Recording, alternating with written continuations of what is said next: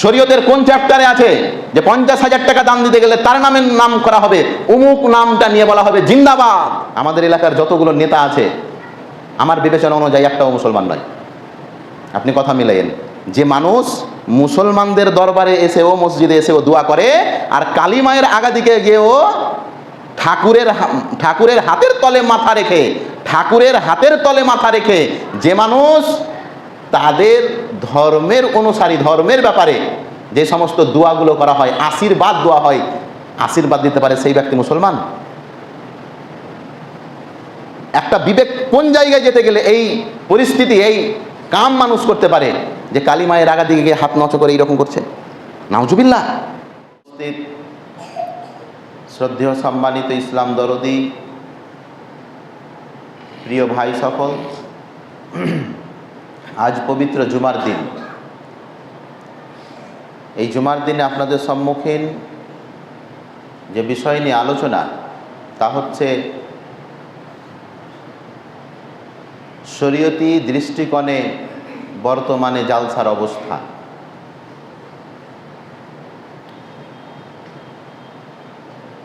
এখন একটা মৌসুম চলছে, যেটাকে আমরা বলতে পারি বিভিন্ন জায়গায় চারিদিকে ওয়াজ নসিহত বা জালসার একটা মৌসুম। মাদ্রাসার দায়িত্বশীলেরা প্রত্যেক বছর বা প্রতি বছর একটি বাৎসরিক জালসা করেন মাদ্রাসার উন্নতি কল্পে। আবার অনেক জায়গায় দেখা যায় মসজিদের উন্নতি কল্পে, কবরস্থানের উন্নতি কল্পে বিভিন্ন সময় বিভিন্ন রকম জালসা সমাজ পাড়া মহল্লা বিভিন্ন জায়গায় হয়েই থাকে। আবার আর এক রকম আমরা জালসা দেখি, যেটাকে আমরা নাইট জালসা বলি। কিছু বাড়িতে 2-4টা মুলবি মাইক টেঙে রাত্রি জাগরণের পরে আবার সকালবেলায় কিছু কালেকশন করে থাকেন। আমরা আজকে জানব যে ধর্মেও প্রচারের মাধ্যম কি শুধু জালসা, কিংবা এই জালসাগুলিতে আমাদের উপকার কতটুকু। ইসলামের একটা সূত্র আগে মনে রাখেন। আলোচনা খুবই মনোযোগ সহকারে শুনতে হবে। ইসলামের একটা সূত্র, এই সূত্রটা আপনাকে পরে বুঝাবো, কিন্তু আগে শুনে রাখেন। ইসলামের একটি মৌলিক নিয়ম হচ্ছে, যে জিনিসে উপকারের চাইতে অপকার বেশি, যে জিনিসে কি উপকারের চাইতে অপকার বেশি, সেই জিনিস ইসলামে হারাম।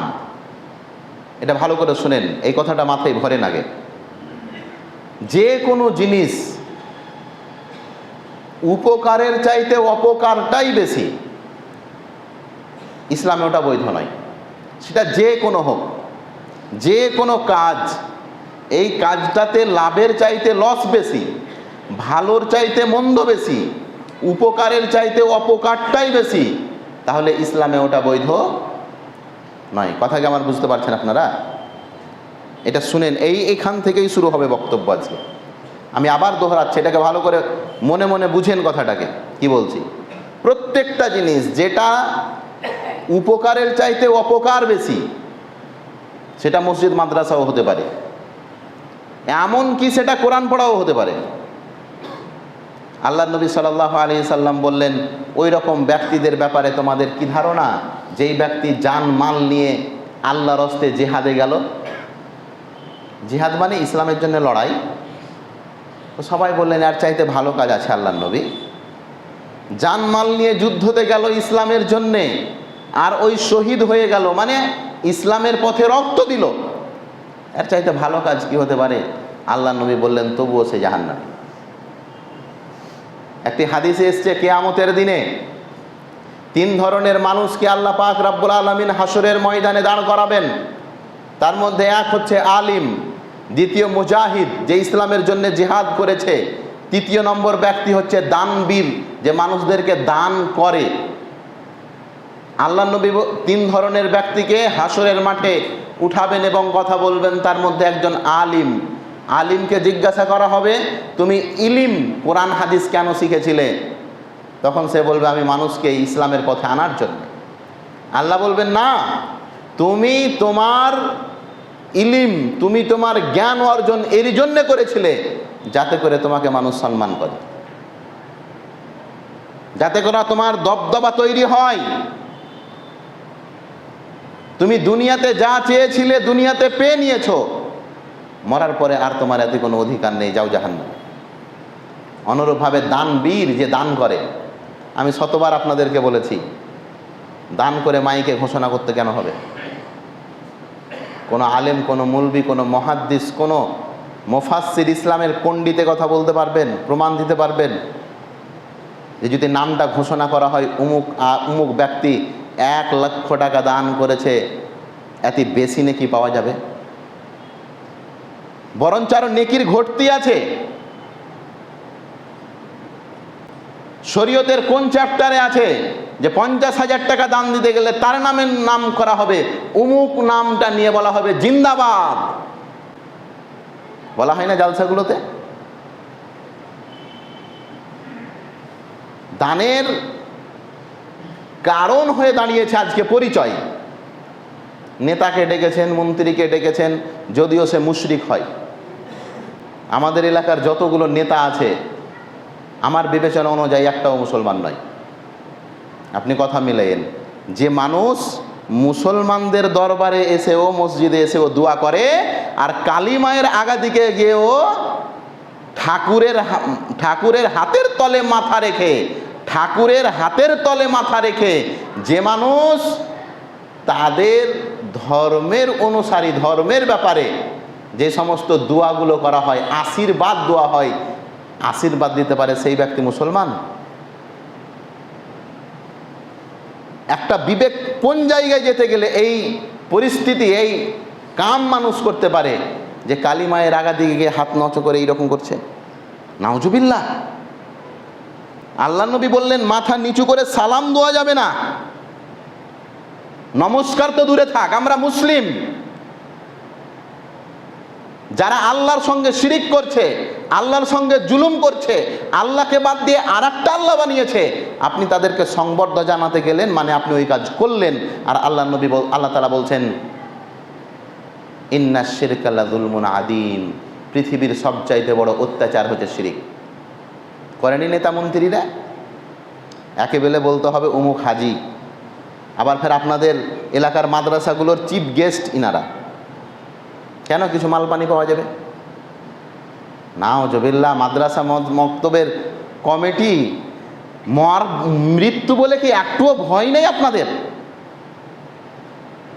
একবার কি এই ভয়টা হয় না যে মরার পরে আল্লাহ কলার ধরে আমাকে জিজ্ঞাসা করবে, গিরেহবান ধরে জিজ্ঞাসা করবে, এই পরিস্থিতি কেন তৈরি করেছিলে তুমি? যারা আল্লাহর সঙ্গে শিরিক করছে তাদের কাছে আশীর্বাদ নিতে যেতে হচ্ছে আমাদের নেতাদেরকে, নাউজুবিল্লাহ।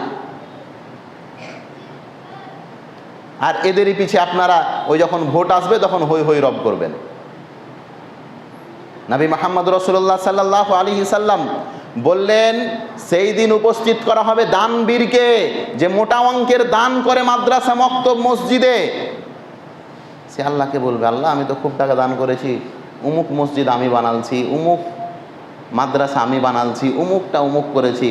আল্লাহ পাক রাব্বুল আলামিন বলবেন, দান তো করেছো তুমি ঠিক, কিন্তু ওটা যাতে দুনিয়ার লোকেরা যে সময় দান করেছিলে ওই সময় লোকেরা যেন তোমার সুনাম গায়। ওরা সুনাম গেয়ে দিয়েছে, তুমি দান দিয়েছো, তারা সুনাম গেয়ে দিয়েছে। তুমি যেটা চাইছিলে সেটা তো ওই দুনিয়ায় পেয়ে নিয়েছো, এই দুনিয়ায় তোমার আর কি সম্পর্ক? জালসার কমিটি একবার কি আল্লাহকে বলে ভয় হয় না? সুদখোর, মদখোর, যত রকম দুনিয়াতে খোর আছে, বাজে কাজের সঙ্গে জড়িত আছে, তারাই হচ্ছে আজকে মাদ্রাসা মক্তবের কি রক্ষণাবেক্ষণকারী। আপনি একবার খবর মিলান, আর আমি আর আপনি নীরব দর্শকের ভূমিকা পালন করছি। কেন আজকে এই পরিস্থিতি হলো? এটা আল্লাহর ঘর, মসজিদ মাদ্রাসা আল্লাহর ঘর। জালসা জুলুস ইসলাম প্রচার প্রসারের মাধ্যম, আর এর সভাপতি, এর সেক্রেটারি, এর দায়িত্বশীল আর এর পরিচালকেরাই যদি বেনামাজি হবে, তাহলে আপনি কার কাছে দিন ধর্ম শিখবেন, আশা করবেন কার কাছে? ছোট মুখে বড় কথা আপনি ধরে নিচ্ছেন, সমাজের ব্যাপারে একবার চিন্তা নেই। আল্লাহ নবী মুহাম্মদ সাল্লাল্লাহু আলাইহি সাল্লাম বললেন, তৃতীয় নম্বর ব্যক্তিকে উপস্থিত করা হবে, সে হবে কে? মুজাহিদ, যে আল্লাহর জন্য রক্ত দিয়েছে। আল্লাহকে বলবে, আল্লাহ আমি তো জানমাল সব আল্লাহর জন্য লুটিয়ে দিয়ে এসেছি। আল্লাহ বলবেন, জানমাল তুমি লুটালছো কথা ঠিক, কিন্তু তুমি দুনিয়ার জন্য লুটিয়েছো, দুনিয়াতে পেয়ে নিয়েছো।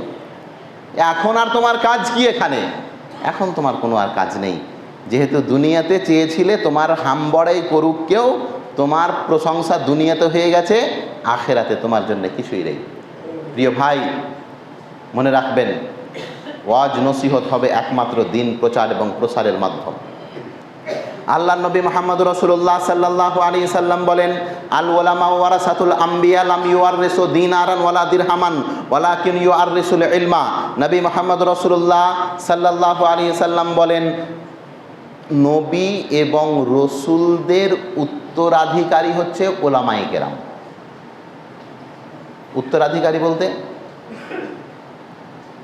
যারা ওয়ারিস, তাদেরকেই উত্তরাধিকারী বলে। লাম ইউয়াররিসু দিনারান ওয়ালা দিরহামান। এই আলেম ওলামা মুলবি সাহেবেরা কোরআন এবং হাদিসের রক্ষণাবেক্ষণকারী। যেই মাদ্রাসা তৈরি করা হয়েছিল সুদকে হারাম বলার জন্যে, বলেন মাদ্রাসা কিসের জন্য তৈরি হয়েছিল? সুদকে হারাম বলার জন্য নয়। কথা বুঝে না। আরে কোরআনেই তো আছে যে তোমরা সুদ খেও না। কোরআনেই তো আছে যে আল্লাহর সঙ্গে যুদ্ধ করতে বেরিয়ে যাও, তারা ফাজানু বিহারাবিম মিনাল্লাহি ওয়া রাসূল। আল্লাহ বলছেন, এই নবী সুদখোরদেরকে বলো সুদ বন্ধ কর, আর সুদ যদি বন্ধ না করিস তো বেরিয়ে আয় যুদ্ধের ময়দানে। একদিকে নবী আর রসুল থাকবে, আর একদিকে তোরা থাকবি। এটা স্পষ্ট যুদ্ধ চ্যালেঞ্জ দিচ্ছেন আল্লাহ কোরআন মাজিদের মধ্যে। যেই মাদ্রাসা মক্তব তৈরি হয়েছিল সুদকে হারাম বলার জন্যে, আজকে সেই মাদ্রাসা এবং মক্তবেই সুদকে প্রমোট করা হচ্ছে, সুদখোরকে সম্মান দেওয়া হচ্ছে, আর সুদের সঙ্গে যারা জড়িত তাদেরকে বড় চেয়ার দিয়ে তাদেরকে সংবর্ধনা জানানো হচ্ছে। যেই মাদ্রাসা এবং মক্তব তৈরি হয়েছিল কোরআনের এই বার্তা প্রচার এবং প্রসারের জন্যে, ইন্নাহু মান ইউশরিক বিল্লাহ ফাকাদ হারামাল্লাহু আলাইহিল জান্নাহ।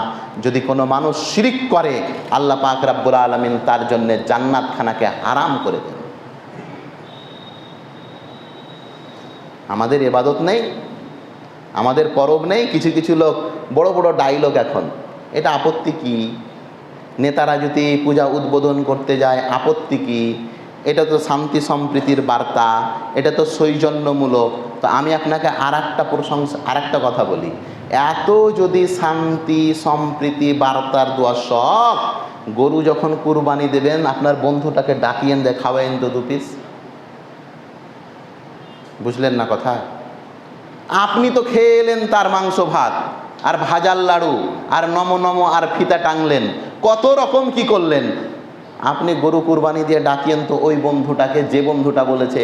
এতে কি হবে? এটা শান্তি সম্প্রীতির বার্তা, এটা এক অপরের প্রশংসা, এক অপরের সঙ্গে মেল মহাব্বতের বার্তা। আমি বলেছি মহাব্বত আলাদা জায়গায়, কিন্তু ধর্মই বিষয় আলাদা জায়গায়। এক পর্যায়ের দরবেশি আলেম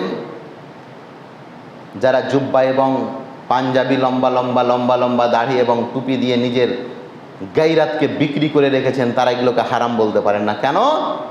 ওই সরষেতেই ভূত আছে তার। যেটা স্পষ্ট আল্লাহ হারাম বলেছেন, এটাকে যদি হারাম না বলতে পারি, তাহলে আমার নাম আলেম রেখেছে কে? এই আলেম শব্দের মানেটা কি? আল্লাহ নবী মুহাম্মদ রাসূলুল্লাহ সাল্লাল্লাহু আলাইহি সাল্লাম বললেন, ওলামায়ে কেরাম হচ্ছে দিন ধর্মের রক্ষণাবেক্ষণকারী। অন্যত্রে আল্লাহ নবী বলছেন, মা ইউরিদুল্লাহু বিহি খাইরান ইউফাক্কিহু ফিদ্দিন। আল্লাহ যাকে ভালোবাসেন তাকে কোরআন হাদিসের জ্ঞান দেন, ইলম দেন। আল্লাহর ভালোবাসা আছে আপনার ওপরে, বলেই আপনি কোরআন হাদিস বুঝতে পেরেছেন। কোরআন হাদিসের ইলম থাকা এটি আল্লাহর একটি নিয়ামত, আর এই নিয়ামতের একদিন কৈফত আল্লাহ পাক রব্বুল আলামিন নেবেন। আজ যেদিকেই আপনি তাকান, জালসা জুলুস ওয়াজ মাহফিলগুলো ভর্তি হয়ে আছে গজাল গাওয়া, গীত গাওয়া, বক্তা ওলামা দিয়ে। নেই? এদিকের একটা কোথাকার মুলবি সাহেব আছে, পূর্ণিয়া না কোথাকার, দাড়িকে এমন লাল করেছে যেই লাল করার কোনো কোরআন হাদিসে বর্ণনাই নেই। কোথাকার কেসা, কোথাকার কাহানি, কোথাকার মেয়ে ছেলেদের গল্প আর গীত বলে সমাজকে হাসিয়ে রাখছে। 2 ঘন্টা 3 ঘন্টা বক্তব্য দিয়ে 2টা হাদিস মুখ দিয়ে বের হয় না। আপনি বলছেন এইগুলা লোক শুনতে চাইছে, এরই জন্য এই বক্তাটার ডেট নিয়েছি। ভালো আলেমের মারা পড়েছে সমাজের মধ্যে। এলাকাতে এমনও কিছু ওলামায়ে কেরাম আসছেন, যেই ওলামায়ে কেরামগুলো হানাফি মাযহাবের, অথচ আহলে হাদিসদের আগাদিকে এসে বজ করে যাচ্ছে। এই যে কিছুদিন আগে আব্দুল্লাহ মারুফ সাহেব আপনাদের খুব প্রসিদ্ধ প্রতিষ্ঠান মদনা মাদ্রাসায় এলেন, অথচ আব্দুল্লাহ মারুফের আকীদা হচ্ছে শিরকি আকীদা। একজনও কি বিবেকবান ওই মাদ্রাসার দায়িত্বশীল নেই? আমি আপনাকে বলছি দায়িত্ব নিয়ে আসেন। কাকে নিয়ে আসবেন? আব্দুল্লাহ মারুফের আকীদা নিয়ে শুধু আলোচনা হবে। একজন মাজার পূজারী, কবর পূজারী, একজন আহলে হাদিসের বান্দার আগাদিকে বক্তব্য দিয়ে চলে যাবে? আপনি জানতো তাদের মসজিদে খালি জোরে করে আমিনটা বলিয়েন, কতখানি বাপের বেটা আছে। শুধু হানাফি মসজিদে কিছু করতে হবে না, জামাতে শুধু জোরে করে আমিন বলে দেখবেন। পুরো মসজিদ যদি আপনাকে না ধোয়া করে তাহলে কি বলে রাখলাম? আর আপনি এখানে বলছেন বাদ দিতে গেলে অনেক কিছু বাদ চলে যাবে। আমি আপনাকে ওই বাদের কথা বলিনি। সারা সারা রাত জালসা, 2টো 2:30টা, কালকে একটা জালসা হলো এইদিকে কোথায়, ব্যাংডুবিতে। বক্তাটার নাম নিচ্ছে না, ওই বক্তা উঠেছেনি 12টার পরে। কটা পরে? তো 25-30 হাজার টাকা নিতে গেলে ধরে নেন মিনিমাম 2 ঘন্টা বক্তব্য দেবেন। কথার কথা 2 ঘন্টা বক্তব্য দেবেন। তো কটা বাজলো এইবার? কটা বাজলো এইবার 2 ঘন্টা বক্তব্য শেষ হতে? তারপরে তো ঘুম, আর বাড়ি আসতে তো ফের 8 ঘন্টা টাইম লাগবে। প্যান্ডেলে তো আর ঘুমা যাবে না। যারা ওয়াজ নসিহত শুনছিলেন তারাকে তো বাড়ি যেতে হবে। বাজলো 2:30টা। ফজরের আজান কয়টায়? কথার কথা ধরে নিলাম 3:30টা, কথার কথা 4:30টা, 25-30 এইরকমই আজান, 24-25-এ। আমি আপনাকে যে কথা বলতে চাইছি, বলেন তো ওদের ক্ষমতা আছে একবার পিঠ বিছানায় লাগিয়ে দিয়ে ফজরের আজান শুনে মসজিদে আবার আসার? অধিকাংশ বেনামাজিগুলো সারা সারা রাত জালসা শুনে কেন? কাজ কাম তো নেই। ও ফজর কি আর পড়তে হবে ওরাকে? ফজর পড়তে গেলে মাথায় চিন্তা থাকে যে না রে 2 ঘন্টা ফের উঠতে হবে, একটু শরীরের রেস্টের ব্যাপার আছে। পরিস্থিতি খুব জটিল। কোন আলেম জানে না, অথচ ওই স্টেজে শত শত আলেম বসে আছে। আর শ্রোতা, এদের কোনো কাজ নেই। কোনটা হক, কোনটা বাতিল, কোনটা ভালো, কোনটা মন্দ, কার পিছনে চলতে হবে, কার পিছনে চলতে হবে না, এই নিম্নমানের বুদ্ধি ও বিবেক কি আপনাদেরকে দেয়নি? একটা সাধারণ জ্ঞানের তো কথা। আপনি যদি আমাকে 2:30টার সময় ঘুমোতে দেন, কি করে আমি 3:30টার সময় উঠতে পারি? জালসা শোনা ফরজ নয়, ফজরের নামাজ ফরজ। তারপরে তো মেলার কথা পরে আসছি। আমি আপনাকে যে কথা বলতে চাইছিলাম শোনেন, আলেম ওলামা হবেন নির্ভীক। কোরআন মাজিদের মধ্যে আল্লাহ পাক রব্বুল আলামিন বলছেন, আল্লাযীনা ইউবাল্লিগুনা রিসালাতিল্লাহ ওয়া ইয়াখশাউনা, যারা কোরআন এবং হাদিসের কথা মানুষদেরকে বলে তারা আল্লাহ ছাড়া অন্য কাউকে ভয় করে না। আমার বক্তব্য আপনাকে মিঠা লাগুক, আপনাকে তিতা লাগুক, ব্যক্তিগতভাবে আমার কিচ্ছু করার নেই। কারণ আমি এই বক্তব্য দিয়েছি কোরআন এবং হাদিস থেকে। হ্যাঁ, আপনার কাছে একটা প্রশ্ন আমি চিরদিন করি, কথা আমার ঝাল লেগেছে, কোরআন হাদিসে নেই, আপনি আমাকে এসে ধরতে পারেন? আপনি যে কথা বলেছেন এটা কি আছে? যদি থাকে তো দেখান। আপনাকে মিঠা লাগলো, আপনাকে তিতা লাগলো, শরীয়ত এটা ভ্রুক্ষেপ করেনি। যদি করত, পুরো মক্কার লোকেরা শিরকে ডুবেছিল, সমস্ত লোকেরা মূর্তি পূজা করত। ওই সময়তে আল্লাহর নবী পাহাড়ের উপরে দাঁড়িয়ে বললেন, ইয়া সাবাহা, এই মক্কার লোকেরা শোনো, কুলু লা ইলাহা ইল্লাল্লাহ তুফলিহু, তোমরা দেব দেবী সব ছেড়ে দাও, এক আল্লাহর উপাসনা করো, এটাই হচ্ছে তোমাদের জন্য সঠিক পথ। সমস্ত মানুষের বিরুদ্ধে কথা চলে গেল না? কিন্তু আল্লাহর নবী কোনোদিন ভ্রুক্ষেপ করেছিলেন? মেপেছিলেন, দেখেছিলেন যাতে আমার চাচার পক্ষে যাচ্ছে না আমার পিসির বিরুদ্ধে যাচ্ছে, আমার গ্রামবাসী এটা মানবে কি মানবে না? আরে ভাই, মানামানির ক্ষমতা আল্লাহর। আলেম ওলামার দায়িত্ব হচ্ছে হক কথা বলবে। আপনাকে তিতা লাগুক কিচ্ছু করার নেই, মিঠা লাগুক তবু কিচ্ছু করার নেই। হক যেটা সেটা বলতে হবে, সত্য যেটা বলতে হবে। আব্দুল্লাহ রাদিয়াল্লাহু তাআলা আনহু থেকে বর্ণিত, তিনি বলেন, আল্লাহর নবী আমাদেরকে অনেক কিছু উপদেশ দিলেন, অনেক কিছু উপদেশ দিলেন। উপদেশ দিতে গিয়ে এক পর্যায়ে এসে আল্লাহর নবী বললেন, শোনো, তোমরা মানুষদেরকে কোরআন এবং হাদিসের কথা শোনাবে, এটি কোনো নিন্দুকের নিন্দাকে পরোয়া করবে না। আমি কয়েকবার আপনাদেরকে বলেছি, ফেতরা নিয়ে বক্তব্য দিতে গিয়ে আপনারা গালি দেননি? কত রকম কথা কানে এসেছে। বকরা ভাগাভাগি নিয়ে কত রকম কথা বলেছেন। বন্ধু, একটা কথা মনে রাখবেন, কোনোদিন এই 3 শ্রেণীতে এটা ভ্রুক্ষেপই দিনে যে এই হাদিসটা বলতে গেলে অমুক লোকটা মন ভারী করে নেবে, আর এই হাদিসটা বলতে গেলে অমুক লোকটা আমাকে সাবাসি দিবে। আপনি সাবাসি দিয়ে কি করতে পারবেন?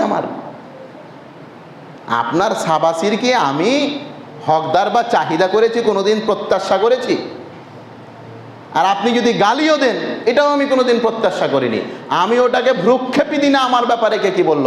3 শ্রেণীতে হক কথা বলতে গেলে মানুষ পক্ষে বিপক্ষে হবেই, কিন্তু আল্লাহ নবী বলছেন আব্দুল্লাহকে, শোনো, নিন্দুকের নিন্দাকে তুমি পরোয়া করবে না।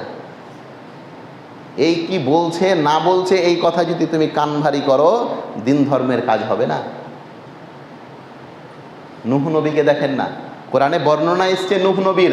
আল্লাহকে বলছেন নবী, একজন নবী হয়ে নূহ নবী আল্লাহর কাছে কেঁদে কেঁদে দোয়া করছেন, আর আল্লাহকে বলছেন, আল্লাহ, একটাও লোক যে আমার কথা শুনছে না। নূহ একজন নবী, আল্লাহর কাছে অভিযোগ করছে, একটা লোকও কথা শুনছে না। আল্লাহ, দাউতু লাইলাম ওয়া নাহারা, মানুষদেরকে আমি দিন রাত ইসলামের কথা বলি, ইসলামের দিকে ডাকি, কিন্তু একটাও লোক আমার কথার দিকে ভ্রুক্ষেপ দেয় না। এতে কি নবীর মান সম্মান কমে গেছিল? এতে কি আল্লাহ তাআলা নূহ নবীকে নবী বাদ দিয়ে সাধারণ লোক বানিয়ে দিয়েছিল? কিচ্ছু বানাননি, বরঞ্চ উলুল আজম রসুলদের মধ্যে একজন রসুল বানিয়েছিলেন নূহ নবীকে। প্রিয় ভাই, দাওয়াতের মঞ্চ হবে নির্ভীক। দাওয়াতের আলোচনা হবে ওই সমস্ত যেগুলো জাতি এবং সমাজ হালাল মনে করছে, অথচ শরীয়ত সেটাকে হালাল মনে করে। অনেকজন আমাকে উপদেশ দিতে এসে বলে, আপনি তো এই কথাগুলো না বলতে পারেন। আমি বললাম, কথা ঠিক, যেই দিন আপনি কোরআন এবং হাদিস থেকে এই আয়াতগুলোকে মুছে দেবেন, আমি সেই দিন ধরে মুখে তালা মেরে দেব। ঘটনা শোনেন, কত ইসলামের দাওয়াত কত কঠিন। মক্কা থেকে প্রায় 80 থেকে 84 জন মুসলমান পুরুষ এবং নারী, মক্কা থেকে প্রায় 80 জন পুরুষ এবং নারী মক্কার কাফেরদের জুলুম অত্যাচার সহ্য না করতে পেরে হাবসা নামী একটা দেশ পালিয়ে গেছে, যেটা আফ্রিকার এথিওপিয়া বলে একটা দেশ আছে আফ্রিকাতে, এখনো আছে দেশটি এথিওপিয়া। আফ্রিকা পালিয়ে গেছে, মক্কা থেকে আফ্রিকা পালিয়ে গেছে ভয়ে। মক্কার লোকেরা তো সবাইকে মারছে, যে কলমা পড়েছে তাকে মারছে। স্বয়ং আল্লাহর নবীকে তারা মেরেছে, শতবার আল্লাহর নবীকে মেরেছে। আল্লাহর নবীকে মেরে একবার বেহুশ করে ফেলে রেখেছে। বাড়িতে খবর গেছে, ফাতেমাকে গিয়ে বলছে, তোর আব্বাকে তো লোকেরা মেরেছে, অমুক জায়গায় অজ্ঞান হয়ে পড়ে আছে। আল্লাহর নবীর ছোট বেটি ফাতেমা বাড়ি থেকেই দৌড়তে আর কাঁদছে আর দৌড়ছে, আব্বা আব্বা বলে কাঁদতে গিয়ে দেখছে আল্লাহর নবী অজ্ঞান হয়ে পড়ে আছে, মুখটুকগুলোতে ধুলা বালিতে ভর্তি হয়ে আছে। তো আল্লাহর নবীর কন্যা ফাতিমা রাদিয়াল্লাহু আনহা আল্লাহ নবীর মুখটুক পরিষ্কার করছেন, কাঁদছেন, আর যারা মেরেছে তারাকে গালমন্দ করছেন। আমার আব্বাকে মেরেছি সুমুক তুমুক, যেটা হয় দুনিয়ার। আল্লাহ নবীর চোখে পানি দেওয়ার পরে কোনো রকম হুঁশ এলো, জ্ঞানটা এলো। তখন দেখছেন আল্লাহ নবী যে আমার বেটি আমার শরীর থেকে ধুলাবালিগুলো দূর করাচ্ছে, আর যারা আমাকে মেরেছে তাদেরকে একটু বকাঝকা করছে, গালমন্দ করছে। ফাতেমা, আল্লাহ নবী মুহাম্মদ সাল্লাল্লাহু আলাইহি সাল্লাম বিরোধীকে কিছু না বলে বেটি ফাতেমাকে বোঝাচ্ছে, আম্মু জান, ওদেরকে গালি দিও না, ফা ইন্নাহুম লা ইয়ালামুন, তারা জানে না যে আমি একজন নবী, তারা জানে না যে আমি একজন নবী। আল্লাহ নবীর বড় বেটি, আমি কয়েকবার বলেছি আল্লাহ নবীর ছেলে মেয়ে কটা? 7টা। বড় বেটির নাম জাইনাব। বড় বেটির নাম কি? জাইনাব। আবুল আসের সঙ্গে বিবাহ হয়েছিল, আর আবুল আসটা হচ্ছে জাইনাবের খালাতো ভাই। খালাতো ভাইয়ের সঙ্গে আল্লাহ নবীর বড় বেটির বিয়ে হয়েছিল, জাইনাব। তো বদরের যুদ্ধের পরে কাফেররা তো হেরে গেল বদরের যুদ্ধে, আর আবুল আসের বাড়িতে আল্লাহ নবীর বেটির বিয়ে হয়েছে, মানে মক্কাতে। তো কাফেরেরা বলল, আবুল আসকে যে এক কাজ কর, মোহাম্মদ যেখানে গেছে মদিনা, ওর বেটিকে মদিনা পাঠা, রাখা যাবে না ওকে। ওর বাপ মদিনায় গিয়ে আমাদের সঙ্গে লড়াই করবে, আর ওর বেটিকে আমরা এখানে ভাত দিব, ভাগা ওর বেটিকে। আল্লাহ নবীর জামাই আবুল আস আল্লাহ নবীর কন্যা জাইনাবকে, তখন অন্তঃসত্ত্বা, পেটে বাচ্চা আছে, উটের ওপরে চাপিয়েছেন এবং একজনকে দিয়ে মক্কা পাঠাচ্ছেন। আল্লাহ নবীর বেটি উটের ওপরে চেপে আছেন, পেটে সন্তান, আর এই রকম করে মদিনার দিক যাচ্ছেন।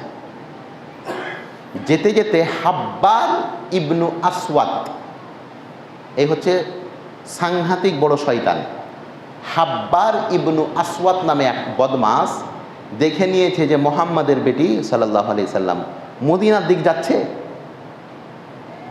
দেখেই ওই বদমাস দূর থেকে একটা বর্ষা নিক্ষেপ করে দিল আল্লাহ নবীর বড় বেটি জাইনাবের দিকে। বেটি ছেলা মানুষ, কি শক্তি ওর! বর্ষা লেগে গেল, উঠ থেকে পড়ে গেল, পেটের বাচ্চা নষ্ট হয়ে গেল, রক্তক্ষরণ হতে লাগলো। মদিনা তো পৌঁছায়নি, মদিনা যাচ্ছে, মদিনা অনেক দূর। আল্লাহ নবীর কন্যা, এক তো বর্ষার আঘাত, উঠ থেকে পড়েছে, পেটে বাচ্চাটা নষ্ট হয়ে গেছে, রক্তক্ষরণ হচ্ছে, ছটপট ছটপট করছে আল্লাহ নবীর বড় বেটি জাইনাব। কোনো রকমভাবে মানুষেরা মদিনা নিয়ে গেল। মদিনা নিয়ে গিয়ে আল্লাহ নবী দেখছেন যে আমার বেটির এই অবস্থা করেছে তারা। হাদিসে এসছে আল্লাহ নবী নিজের বেটিকে দেখে বলছেন, আফজালু বানাতি ইউসিবু ফিয়া, আমার যতটি বেটি আছে তার মধ্যে সবচাইতে আমি বেশি ভালোবাসি আমার বড় বেটিটাকে। আফজালু বানাতি, আমার বেটিদের মধ্যে সবচাইতে ভালো বেটি এটা। আর কাফেরেরা একে একমাত্র আমার জন্যে মেরেছে।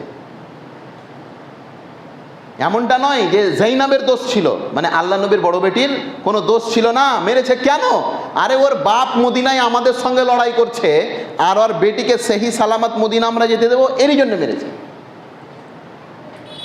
এমনটা নয় যে এই দিন ধর্মের কাজ করতে গিয়ে আল্লাহ নবীর ওপরে শুধু অত্যাচার হয়েছে, আল্লাহ নবীর পরিবারের ওপরে অত্যাচার হয়েছে।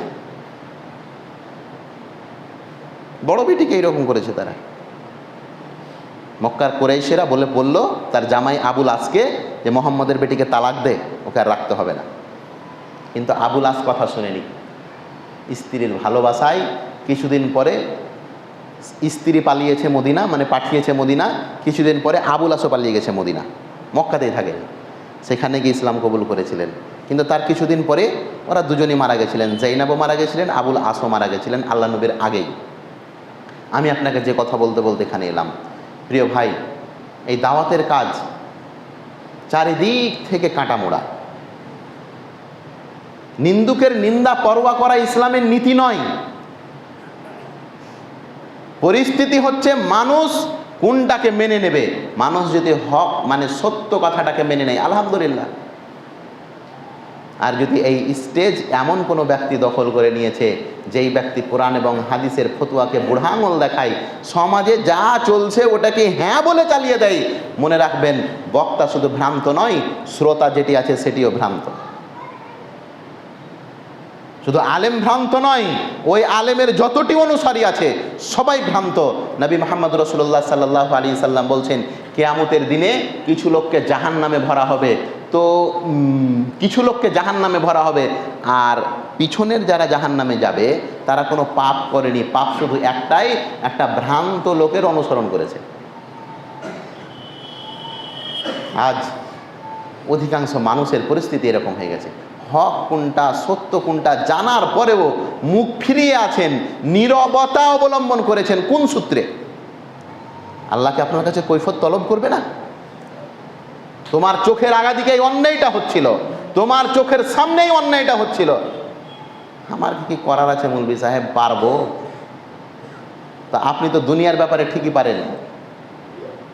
এমন একজন লোক যার সঙ্গে আপনি লড়াই করে পারবেন না, ওই যদি আপনার জায়গা দখল করে নেয় তো আপনি কি করবেন? ছেড়ে দেবেন তাকে? না শরীরের সমস্ত শক্তিটুকু নিয়ে লড়াই করবেন তাকে? তো দিন ধর্মের ব্যাপারটাই এত পরপর ভাব কেন, এত দূরে দূরে কেন? এটা কি আপনার আমার বিষয় নয়? কেন এলাকাতে জালসা হবে আর ওখানে মেলা বন্ধ হবে না? নীরব দর্শকের ভূমিকা কেন আপনি পালন করছেন? শোনেন, যদি কোনো জালসাতে মেলা হয় আর অবৈধ কাজ হয়, ওই মাদ্রাসায়, ওই মক্তবে, ওই মসজিদে টাকা দান করা যাবে না। কথা বললাম, অন্য মুলবি সাহেবকে আপনি জিজ্ঞাসা করবেন, কথা না মিলে আপনি আমাকে ধরবেন। যেই জিনিসের লাভের চাইতে ক্ষতি বেশি ওই জিনিস ইসলামে হারাম, আর যেটা হারাম সেটাতে কোনো রকম ভাবে সহযোগিতা করা যাবে না।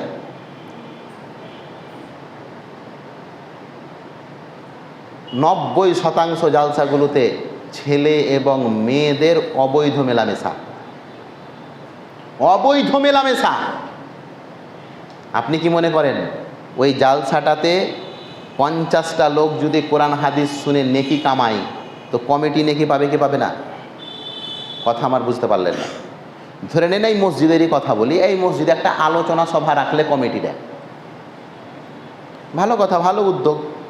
মসজিদের কমিটি একটা আলোচনা সভা রাখলেন, একটা ইজতেমা হলো, খরচ পানি একটু কিছু হলো, মসজিদ থেকে চললো। তাছাড়া এর নেকি যারা যারা সহযোগিতা করেছে তারা তারা পাবে কি পাবে না? পাবে। তো এইটা যে এত সহজে আপনি বুঝতে পারছেন, এলাকার জালসাগুলোতে আপনি লক্ষ্য করে দেখেন তো, কোটি কোটি ছেলে এবং মেয়ে যে পাপগুলো করছে, তো এই পাপের অংশীদার কি কমিটি হবে না? একটু তো বুঝতে হবে যে আমার ভালো কোনটা, আমার মন্দ কোনটা। শতবার আপনাদেরকে সেই ঘটনা শুনিয়েছি, এখনো দেখেন ইতিহাসের পাতাতে সে ঘটনা আছে। মক্কার কাফেরেরা বলল যে কাবাটাকে নির্মাণ করব, তো টাকা উঠাই, চাঁদা উঠালো, তখন বলে দিল হারাম টাকা দেবেন না, হারাম টাকা দিল না, টাকাই উঠলো না, কিছু টাকা উঠলো। সবারই কপালে ভাঁজ পড়ে গেল যে হ্যাঁ হে, কি করে কাবা তৈরি করব এই কয়টা টাকাতে? সবাই বললেন হারাম টাকা নিব না, কাবা তৈরি হোক বা না হোক। তখন পরামর্শ হলো, এই এত বড় কাবা না বানিয়ে এত বড় কাবা বানাও, বড় কাবা না বানিয়ে ছোট কাবা বানাও, আরে যতটি টাকা উঠেছে ততটি টাকার কাবা বানাও। এখনো মক্কা মদিনা যারা যাচ্ছেন দেখবেন, এখনকার যেটা কাবা, এটা ইব্রাহিমি কাবা নয়। ইব্রাহিমের কাবা বড় ছিল, কাবা মানে ওই কালো ঘরটা মক্কার মসজিদুল হারাম যেটাকে বলি। ছোট হলো কেন? টাকার অভাবে। হারাম টাকা লাগাবো না মৌলভী সাহেব, আর এই ফতুয়া যদি এই মসজিদে দেওয়া যায় তো বড় মুশকিল হয়ে যাবে। তখন ওরাই তো চালাইছে মৌলভী সাহেব, আপনি কি কথা বললেন? ওর ঘি টাকা দিত ফ্যান, ওর ঘি টাকা দিত সব। আমি বলেছি যদি হারাম টাকায় ফ্যান লাগাতে হয় তো এই ফ্যান খুলে রেখে দেওয়া কোটি গুণ ভালো। ওই টাকাতে যদি রড সিমেন্ট কিনতে হয় তাহলে ওই রড সিমেন্ট বাদ দিয়ে চাটাইয়ের মসজিদে পড়া কোটি গুণ ভালো। কি করবো মৌলভী সাহেব, মসজিদ দে নেই। আরে আল্লাহর বান্দা দিয়ে যে নামাজ পড়িও তবু আল্লাহ কবুল করবেন, কিন্তু হারাম টাকা যে মসজিদে আছে ওই মসজিদে নামাজ কবুল হবে না। মসজিদ যে নেই, নেই তো কি করবেন? বাড়িতে নামাজ পড়বেন, আল্লাহকে বলবেন হারাম টাকার মসজিদ ছিল না, কি করব? তুমি তো দাওনি হালাল টাকা এত। শরীয়ত এটা হারাম এমন জিনিস, বিন্দু পরিমাণ যদি এতে জড়িত থাকে। উমর রাদিয়াল্লাহু তাআলা আনহু নামাজ পড়তে এসেছেন, একটা জামাত আর 7 জায়গায় তালি। তো সবাই বলছেন যে কাপড়টা তো আমরাও পেয়েছি, এই রকমই কাপড় বেইতুল মালের, তো ভাগাভাগি হয়েছে। তো সবাই এতটা করে ভাগ পেয়েছে যে একটা পাঞ্জাবি হবে না, মানে একটা কাপড় পোশাক হবে না, কিছু সিলেলে হবে না, মানে মিটারের দিক দিয়ে ছোট। তো সবাই বলছে আমাদের এই কাপড়ে কোনো কাপড় সিলা হলো না ছোটোর জন্যে, তো উমারের আবার হয়ে গেছে কি করে? আমাদের কাপড় আর ওর কাপড় তো একই। কথা আমার বুঝতে পারলেন না।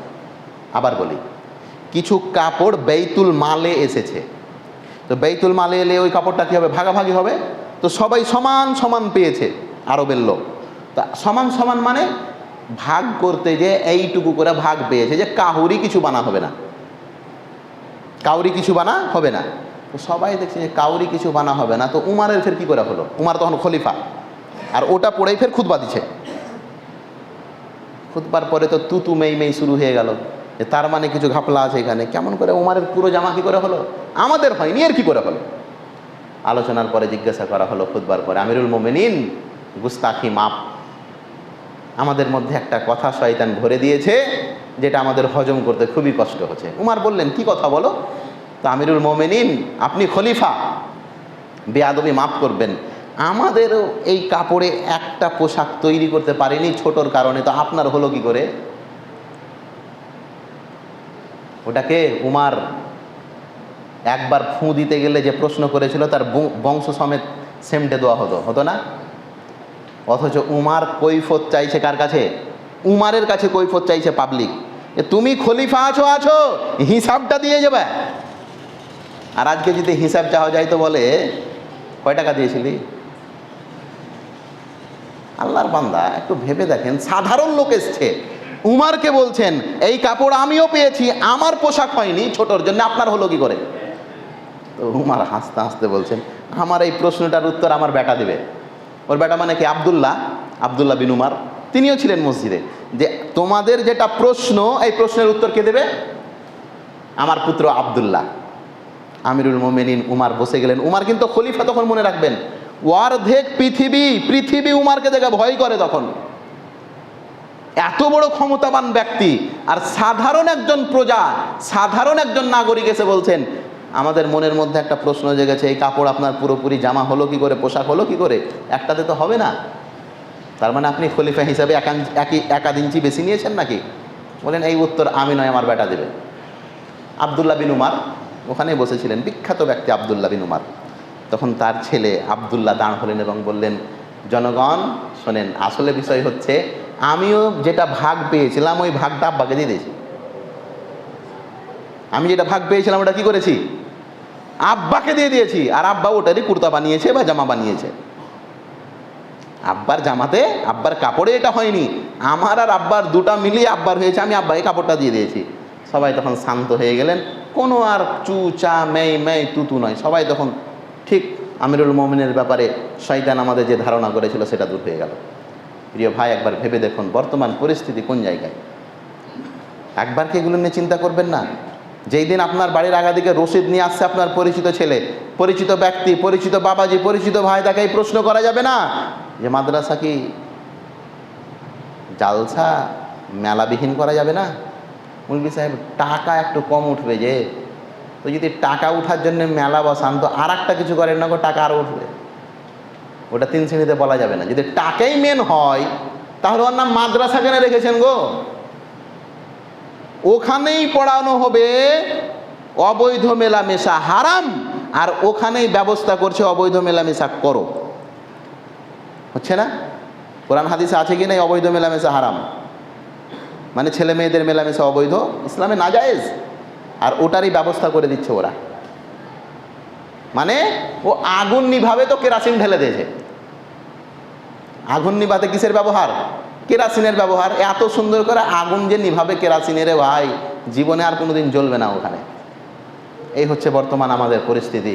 প্রিয় ভাই, এই জটিলতাগুলোকে বোঝার চেষ্টা করুন। বর্তমান পরিস্থিতিতে এই যে রূপ একটা ধারণ করেছে, আল্লাহ না করুক এমন হয় যে যেই কোরআন হাদিস দিয়ে মানুষ ভালো পথে আসতো, আজকে সেই কোরআন হাদিস দিয়ে মানুষ খারাপ পথে যাচ্ছে।